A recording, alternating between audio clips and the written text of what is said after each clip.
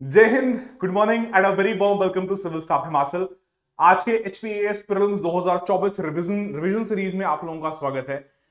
आज का जो सेशन रहने वाला है that is going to be from your economy portion of syllabus. So before we begin, एक बार जल्दी से कंफर्म कर दीजिए ऑडियो वीडियो जो है वो दोनों क्लियर हैं। आई होप आप मुझे क्लियरली देख पा रहे हैं एंड सुन पा रहे हैं। तो जो लोग जुड़े हैं हमारे साथ प्लीज एक बार कमेंट बॉक्स में जो है टाइप करके बता दीजिए।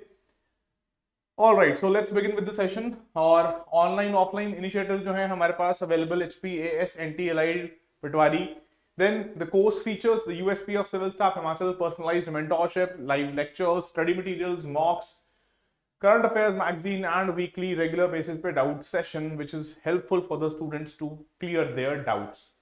All right, so moving to the first question now। हाँ जी, Consider the following statements regarding gas exporting countries forum। क्या बोल रहा है क्वेश्चन जी? First, it represents more than 60% of the world's gas reserves। Second, it is an intergovernmental organization। Third, it collectively accounts for less than half of the world's LNG exports। तो आपको बताना है select the incorrect statements using the codes given below। So what are your options? 1 and 3 only, 2 and 3, 1, 2 and 3 and 3 only. तो देखिए इसमें आपको बताना क्या है कि कौन सी जो स्टेटमेंट है वो आपको लग रहा है कि सही नहीं है, right. So please pay attention to each of the 3 statements. ठीक है, चलिए देखते हैं, एक एक करके देखते हैं स्टेटमेंट्स को। देखो पहली चीज क्या बोल रहा है, it represents more than 60% of world's gas reserve. बिल्कुल, गैस रिजर्व्स की जब बात होती है तो it represents more than 60% of the world's statements. Then it is an intergovernmental organisation. बिल्कुल, जो है आप कह सकते हैं कि अंतरराष्ट्रीय या जो अंतरराष्ट्रीय स्तर पर सरकारों का एक ये समूह है। थर्ड स्टेटमेंट जो है कह रही है it collectively accounts for less than half of the world's LNG exports. No, not actually less but somewhere you can say 51% which is more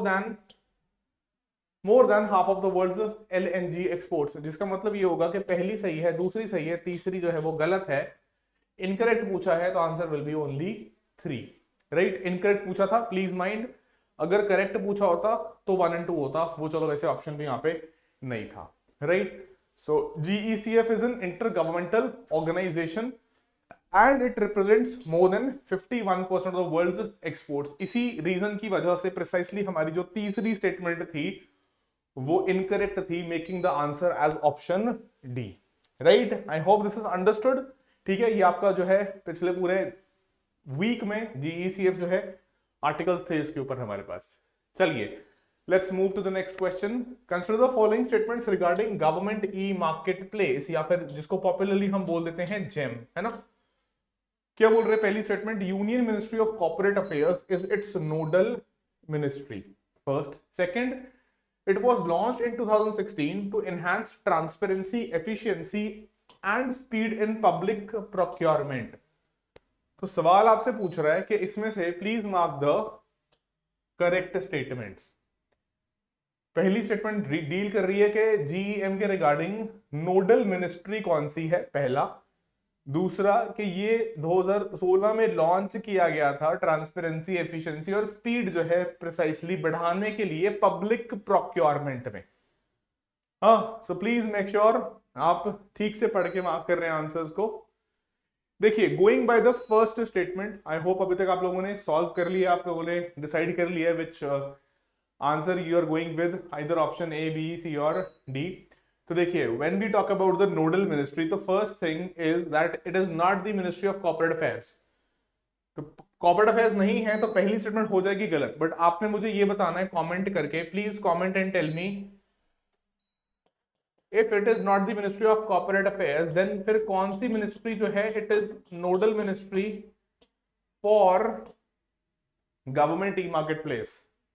हाँ, कौन सी मिनिस्ट्री है, Which ministry is the nodal ministry? ठीक है। दूसरा wait करते हैं, फिर बताऊंगा मैं। दूसरा, it was launched, GEM was launched in 2016 to enhance transparency। हाँ, ये बात सही है, this is true। तो करेक्ट सिर्फ हो जाएगा आपका option B, that is only 2। हाँ, कमेंट किया किसी ने, देखो, it is the Union Ministry of Commerce and Industry। Union Ministry of Commerce and Industry जो है वो है आपका नोडल मिनिस्ट्री। ठीक है जी। तो it was created in a record time of 5 months। किस लिए? क्योंकि देखो when we talk about the government, तो government also it procures, it purchases multiple things, for examples from office supplies, office materials to different kinds of other things, including your kind of durable goods, furniture, etc etc। तो वो सब कुछ जो है सरकार भी procure करती है। तो उसको आसान बनाने के लिए, ट्रांसपेरेंट बनाने के लिए गवर्नमेंट ई मार्केट प्लेस के थ्रू प्रोक्योरमेंट जो है वो मैंडेटरी कर दिया गया था, राइट, ताकि जो है चीजें यहां से हों, एक पर्टिकुलर सिस्टमैटिक तरीके से हों, ट्रांसपेरेंट हों, इसके अंदर कोई करप्शन का स्कोप जो है वो ना रहे, राइट। आई होप समझ में आ गया होगा ये। चलिए बढ़ते हैं क्वेश्चन नंबर 3 की तरफ। Consider the following statements regarding the food waste index report 2024। क्या बोलनी तीनों statements? First, households across the globe wasted over 1 billion meals a day in 2022, पहली statement. Second, as per the report food waste is majorly a rich country problem. And third, majority of the total food wasted in 2022 happened with food services responsible and least wastage at the household level। तो आपसे पूछा question ने क्या है कि select the correct statements using the codes given below। चलिए शाबाश, जल्दी से बताइए what do you think should be the answer here? See, let's go one by one। पहली तो देखते हैं कि ये आपकी जो फूड वेस्ट इंडेक्स रिपोर्ट 2024 है, इसके हिसाब से पहली स्टेटमेंट जो है वो सही है, गलत है। Households across the globe wasted around 1 billion meals a day in 2022। Yes, that is true and that tells you the quantum और the volume of the food that was wasted in one single year over 1 billion meals a day. So first is correct. Second, as per the report food waste is majorly a rich country problem. देखो यहाँ पे there is this irony क्या है कि it is not a rich country problem। not a rich country problem का मतलब ये हुआ कि सिर्फ अमीर देश नहीं, गरीब देश जो हैं, not so rich countries also are involved in food wastages। getting this point? तो इसीलिए सेकंड जो है वो गलत हो जाएगा। it is not a rich country problem in fact। तीसरा, majority of total food wasted in 2022 happened because of food services। no, not food services, in fact at the household level। तो इसका मतलब we individuals, हम लोग खुद जो है सबसे ज्यादा बर्बाद कर रहे हैं खाने को, सबसे ज्यादा बर्बादी हाउसहोल्ड लेवल पे है, ठीक है। तो थर्ड जो है वो भी इनकरेक्ट हो जाएगा, सेकंड भी इनकरेक्ट हो जाएगा। करेक्ट क्या हो जाएगा? करेक्ट पूछा है आपसे, तो second and third both are incorrect, only one is correct, which means answer will be option B. ठीक है, I hope it is clear, it is understood। So you had the Food Waste Index Report 2024 launched by United Nations Environment Program and RAP। RAP is क्या है? RAP क्या है? Waste and Resource Action Program। तो क्या बोला report ने? It is not a rich country problem। भाई please for heaven's सेक, गरीब देशों, not so rich countries, तुम्हारे यहाँ तो पहले ही जो रिसोर्सेज हैं, फूड ग्रेन्स हैं, उनमें सप्लाई में इश्यूज हैं, है ना। Then out of total food wasted in 2022, 60% happened at the household level। इसका मतलब रेस्टोरेंट वाले, फूड सर्विस वाले, उन पे ब्लेम डालने से पहले ये देखो what we are doing at our own household level। ठीक है, तो आई hope this makes things actually pretty much clear. जो कई बार ऐसा होता है ना, लोग सोचते हैं नहीं हाउसहोल्ड पे तो कम हो रहा है यार, फूड सर्विसेज वाले, रेस्टोरेंट वाले, होटल इंडस्ट्री, ये लोग ज्यादा वेस्ट कर रहे हैं। भाई साहब ये देखो यहाँ पे हाउसहोल्ड लेवल पे। चलिए, that is for this question, the explanation। Moving to question number 4, Directorate General of Goods and Service Tax Intelligence is an apex intelligence organization functioning under Department of Revenue, Department of Financial Services, Department of Economic Affairs या फिर Department of Expenditure। तो DGGSTI आपको बताना है, Directorate General Goods and Services Tax Intelligence जो है वो एक एपेक्स लेवल बॉडी है, लेकिन वो कौन से डिपार्टमेंट के साथ या कौन से डिपार्टमेंट के अंडर फंक्शन करता है? Department of revenue, financial services, economic affairs या फिर expenditure. So it is the department of revenue under the union ministry of finance, right. So answer becomes option A. So DGGST या DGGI is an apex level intelligence organization functioning under CBIC, Central Board of Indirect Taxes and Customs, under the Department of Revenue, Ministry of Finance. काम क्या है इसका? Task of collection, collation and dissemination of intelligence relating to evasion of GST and duties of Central Excise and Service Tax on all India basis. So we all know that tax evasion is a major challenge in India, है ना? Tax की चोरी, कर की चोरी, वो सब रोकने के लिए DGGI जो है is there, right? Okay, so moving to question number 5 now. हाँ जी, consider the following statements. पहला, current account reflects the net change in ownership of national assets. Second, capital account reflects the net income of a country.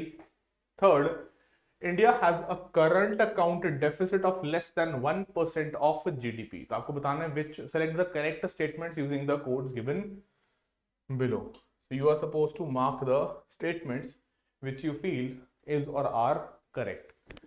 तो first option क्या है? Option A 1 and 3 only, option B 3 only, option C 1, 2 and 3 या फिर option D none of the above. हाँ जी, चलिए शाबाश, जल्दी से कमेंट बॉक्स में मार्क करके बताइए आंसर्स.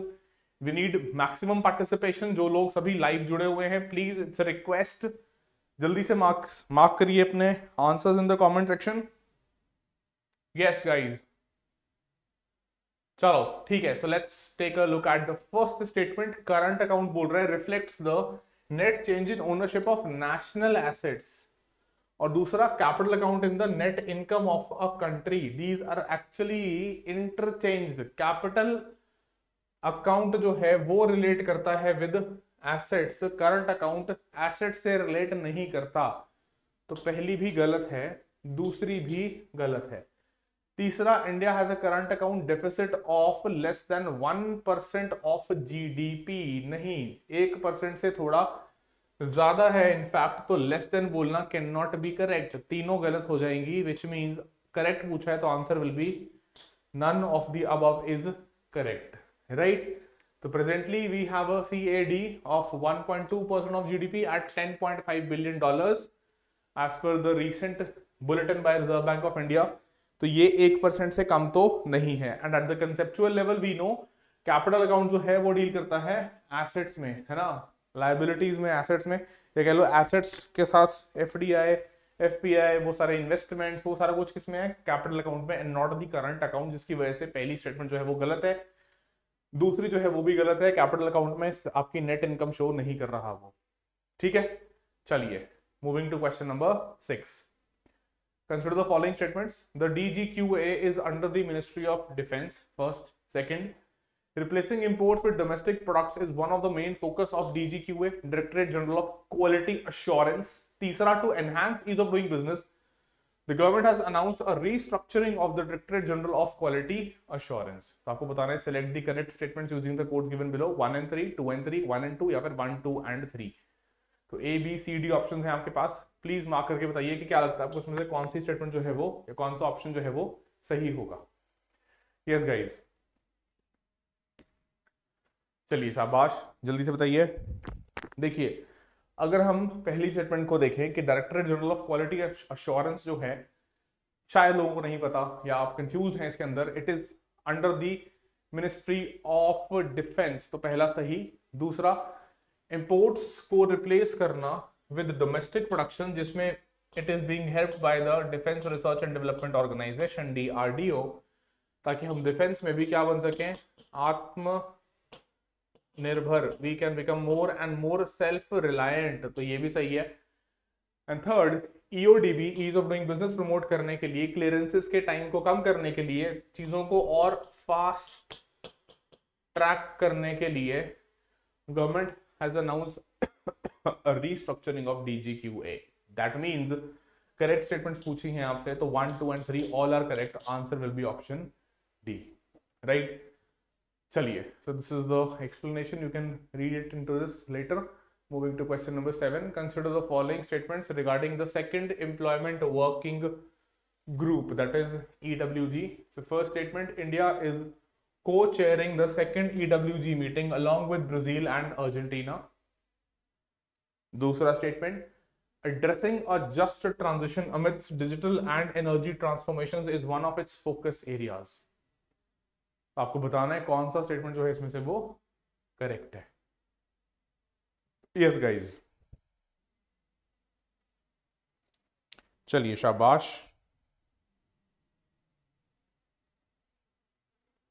देखिए पहली जो स्टेटमेंट है यहां तक तो कोई भी प्रॉब्लम नहीं है. स्टेटमेंट बोल रही है India is co chairing. Yes, India is co chairing along with Brazil but not Argentina. तो आपको बताना है instead India and Brazil along with which country. Type करके बताओ कमेंट बॉक्स में कौन सी कंट्री के साथ जो है को चेयर कर रहे हैं. प्लीज कमेंट बॉक्स में बताइए मुझे टाइप करके. दूसरा addressing a just transition amidst digital and energy transformation, एक इसका मेन फोकस है. जी बिल्कुल ये बात सही है. सेकंड सही हो जाएगी तो आपका आंसर हो जाएगा ओनली 2 या फिर ऑप्शन बी. ठीक है, so that means we are not chairing it with Argentina, we are co-chairing it with Brazil and South Africa. ठीक है, और ये 4 जो फोकस एरियाज हैं ये आपके सामने मेंशन्ड हैं. ऑलराइट, चलिए question number 8. Consider the following statements. पहला, community coins are a form of satire to the internet culture created as digital currencies. And दूसरा, community coins lack in any real underlying value. आपको बताना है कौन सा statement जो है इसमें से वो सही है. यस गाइस, चलिए शाबाश, जल्दी से बताइए. What do you think should be the answer to question number 8? Okay, देखिए पहली चीज, community coins also known as what? Meme coins, है ना. They are created as digital currencies, yes, and they are kind of satire, है ना. जैसे Doge coin था, या ऐसे कई और अलग अलग नाम से कॉइन्स बने हैं. फिर they lack any real underlying value, yes, they are kind of cryptos only, है ना, backed by blockchain and anonymity. तो दोनों स्टेटमेंट जो है वो सही है. आंसर आपका हो जाएगा both 1 and 2. Right answer will B here both 1 and 2, that is option C. ठीक है, तो जैसे ये शिबा इनू, बोंक, पेपे या डॉजी कॉइन ऐसे करके ये सारे जो हैं आपके एग्जांपल्स हैं किसके? कम्युनिटी कॉइन्स के, which are also known as meme coins. चलिए moving to question number 9. The state of India digital economy 2024 report was released by which of the following? पहला, नीति आयोग. दूसरा, Indian council for research on international economic relations. Third, national council of applied economic research, national institute of public finance and policy. तो आपको बताना है इनमें से कौन सी संस्था द्वारा state of digital India economy 2024 report जो है वो रिलीज की गई थी. हाँ जी, चलिए जल्दी से बताइए कमेंट बॉक्स में. देखिए, it is the Indian council for research on international economic relations, ICRIER.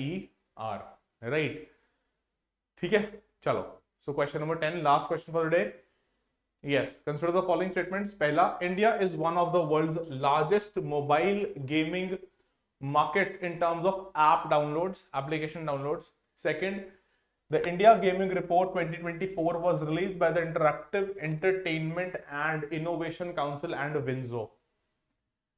आपको बताना है कि इसमें से कौन सी स्टेटमेंट जो है वो करेक्ट है. Yes guys, चलिए शाबाश, जल्दी से बताइए. What do you think should be the correct answer to this question? All right, so see, we are having a booming gaming market in India, right? And that is why you have multiple, जैसे आपके पास बहुत सारे cricket को लेके भी apps हैं, gaming apps, है ना. तो लार्जेस्ट गेमिंग मोबाइल या गेमिंग मोबाइल गेमिंग मार्केट जो है हम लोग हैं दुनिया में in the terms of app download. Yes we are. Then India gaming report जो है वो भी रिलीज किया गया था jointly by interactive entertainment innovation council and WinZO which is a gaming company. ठीक है, तो both statements are correct. And ये रहा आपका इसके ऊपर data that annual revenue is projected to reach $6 billion by 2028 and mobile gaming contributes to 90% of gaming market in India as compared to around 37% and 62% in US and China. हमारा 90% जो है हिस्सा contribute किया जाता है गेमिंग, मोबाइल गेमिंग द्वारा. ठीक है जी. So that was the explanation for the last question. ठीक है, चलिए, so that is all for today, thank you so much. Do share the video अगर आपको लगता है you gain something out of it, तो इट्स अ रिक्वेस्ट, जाने से पहले एक बार वो लाइक वाला बटन प्रेस कर दो एंड शेयर द वीडियो। ठीक है जी, चलिए मिलेंगे अगले सेशन में। और आपके जो HPAS एग्जाम प्रीलिम्स की नोटिफिकेशन जो है वो आउट हो चुकी है, the form filling has started and I hope that you will not wait for the last date to fill the form, है ना। रश हो जाता है, साइट वर्क नहीं करती है, आप लोगों को लगता है कि पहले ही भर देना चाहिए था, तो पहले ही भर देना चाहिए था से बेटर ये ना कि पहले ही भर दें उसको। ठीक है, चलिए, so all the very best, thank you so much.